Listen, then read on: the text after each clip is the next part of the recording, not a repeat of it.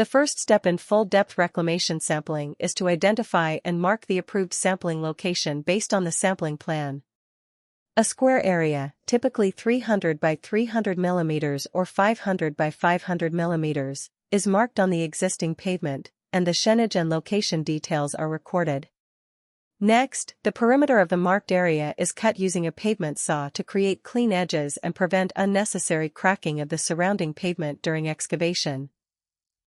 The asphalt layer is then carefully broken and removed using a Hilti jackhammer. The work starts from one corner and progresses systematically within the marked boundary. After removal, the asphalt thickness is measured and recorded.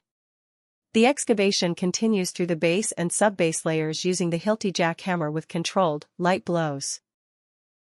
The objective is to loosen the compacted material while minimizing breakage of the aggregate particles so that the recovered material closely represents the condition achieved during field pulverization. Once the required reclamation depth is reached, the thickness of each pavement layer is measured, and representative samples are collected. Depending on the testing requirements, the materials may be collected separately or blended in their field proportions for laboratory evaluation. Finally, all samples are properly labeled and transported to the laboratory, and the excavation pit is backfilled, compacted, and restored to ensure the area remains safe for traffic and site operations. The first step in full-depth reclamation sampling